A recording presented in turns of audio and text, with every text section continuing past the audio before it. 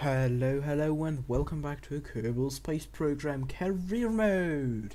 So, let's see what we can do today. But first of all, as you can see in the background and down here, I have installed a few mods, and now especially new Kerbal alarm clock, which is especially useful for transfer windows. Speaking of which, Kerbal Duna in 3 days. So, this contract here with Explore Duna is absolutely perfect. We have the best transfer window right around the corner, so there's nothing really we can kind of say except let's go to Duna. Since we have explored Minmus, we have explored the moon, so there is like Duna is the next logical step. But sadly the contract only asks us to go for a flyby, and then it wants us to return before giving us the next contract. So I would really like to go flyby and then send the next mission already immediately. However, whatever, we'll figure some things out. But here you can see I stumbled across a pretty interesting contract. Orbital station around the sun. Acceptable kind of conditions.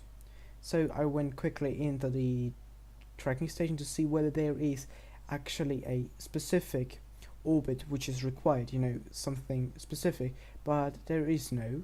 So we are more or less free to do whatever we want with the station once it's in interplanetary space. So where do we have the contract?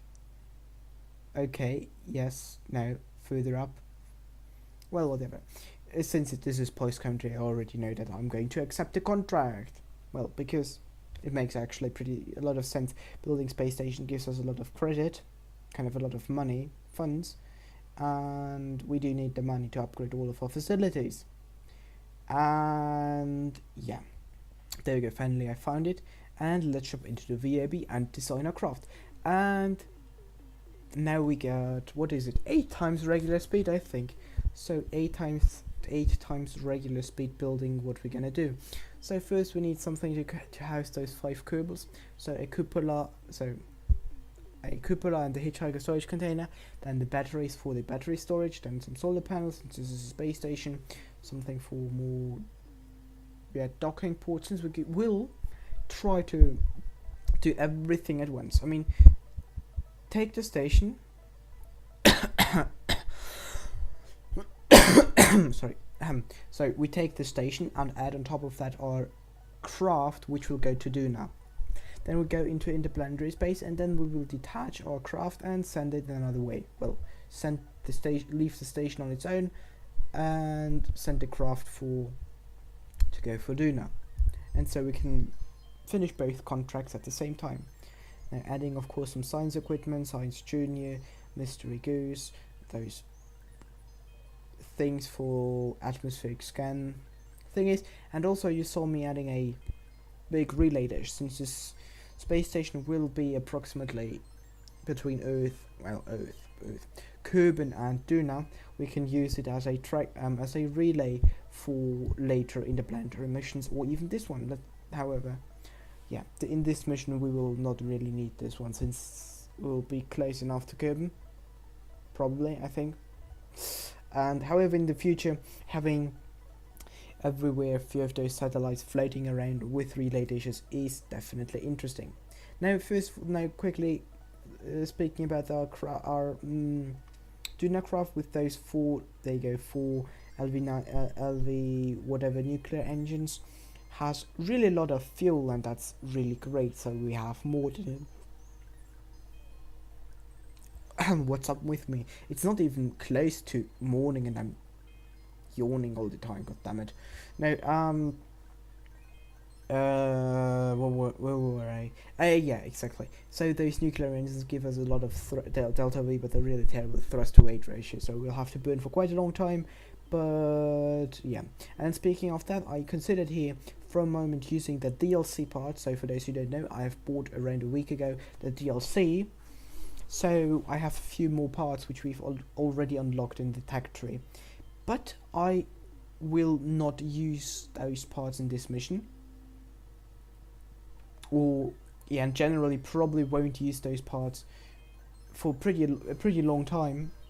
And if I use them, then I'll totally explain why and how you would do that without DLC. So if you don't want to pay the DLC, which is another $15, then don't worry, this channel will continue, especially like the career mode will stay stock to for the most part, except a few maybe a few minor details, which I will however explain them in detail why I picked it.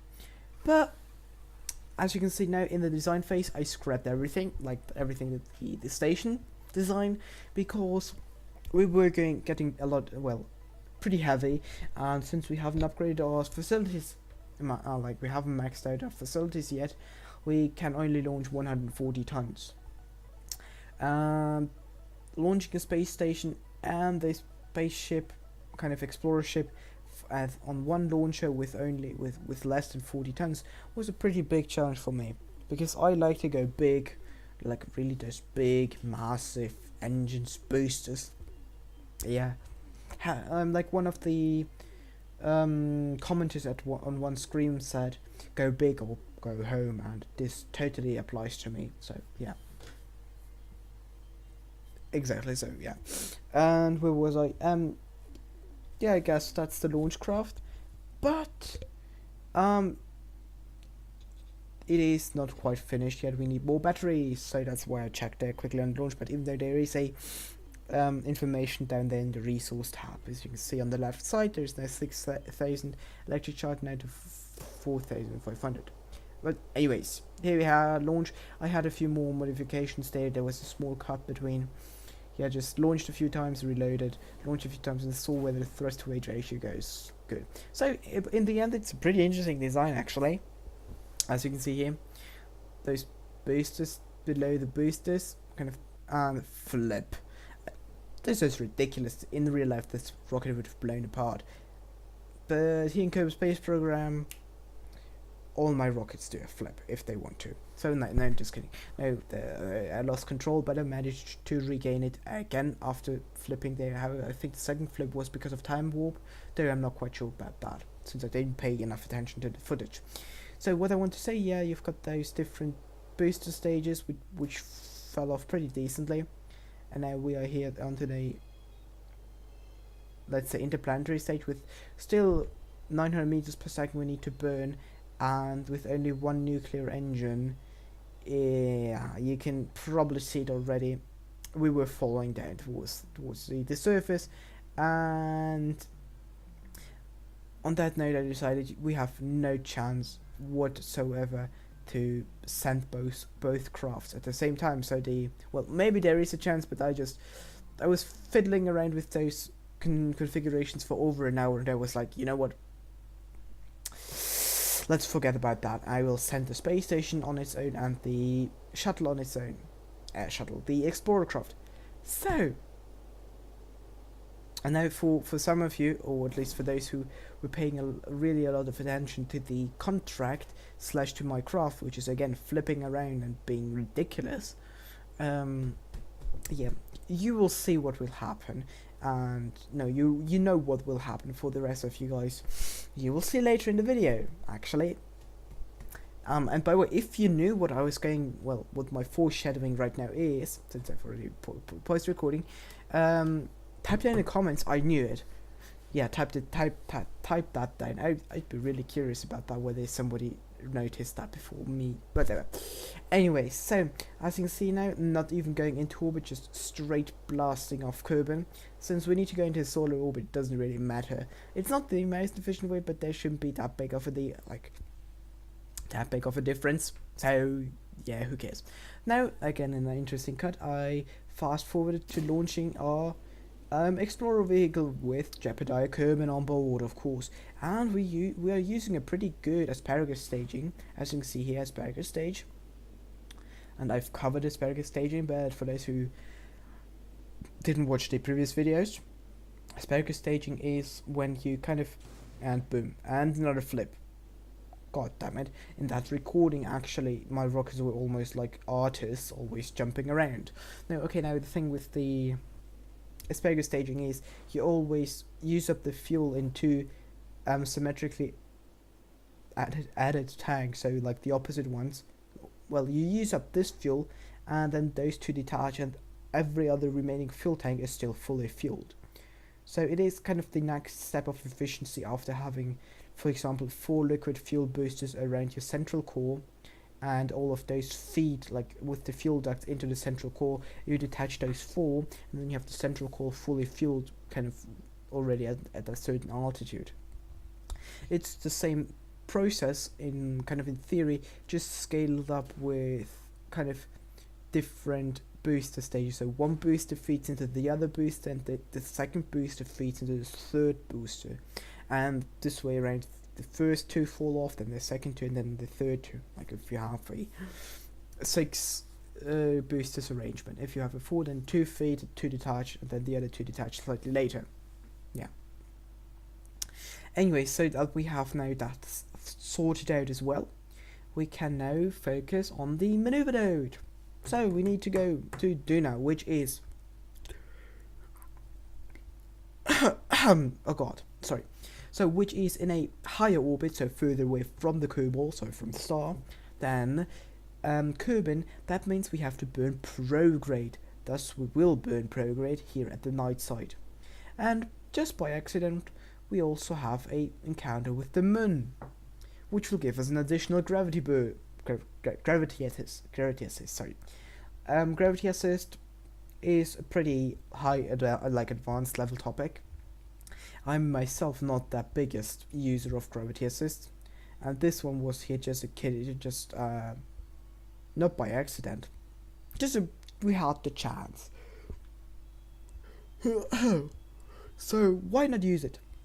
And here you can see the solar spacecraft is actually slower, like the solar station, which launched a few hours earlier than the actual ship here, the explorer ship. And thanks to the gravity assist, and probably we even overdid it on the burn, we are really high. We even overshot Duna. So now I'm planning a maneuver node to slow down, which you can see here now, moving in, adjusting the maneuver node, then performing the maneuver node pretty decently, and trying to kind of get a good encounter with Duna where we get really low and close to it, so later on we won't need to use up a lot of fuel. So detachment of this transfer / whatever interstage thingy is now we're back into the main stage, which is, well, into the main shipcraft stage, which is that this time not a nuclear but just an LV-909 Harrier engine. They are really specific, really efficient for their size and for their weight, and they're pretty decent engines, and we don't need to go overboard with those really big and heavy, especially heavy nuclear engines, since the thrust is exactly the same, 60 kilonewtons. That's really not a lot. And yeah, so, and we have still some external fuel tanks, so we have a lot of fuel and a lot of delta V. I don't really know the readings since I don't have any Kerbal Engineer Redux equipment brought with me, even though we could, but I'm just trying to, play it vanilla. God damn it, what's up with me today? Really, it's 7 o'clock in the evening. Anyways, now back to the space station. Now we are here in mid-space, or at least not yet, but very soon. And here we are in the Kerbal space above the sun. And jumping into real-time warp, I want to have a look at the fulfill the contract, maintain stability for 10 seconds. However, I realized that we have only space for 4 Kerbals, and not for 5 like the mission requires, which is really annoying. And that's what I meant with foreshadowing and knowing what happened. So tap down in the comments. I knew it, if you knew that. So, and by the way, why I did that with 4 Kerbals in that station is because I originally planned using that space station the same way as I planned kind of having it together with the ship, then leave Kerbin. Then you have space for 5 Kerbals because of the crew pod of the actual explorer ship, and then you can detach, and then we have okie dokie. So we leave that 4-man station there, and we go continue our journey.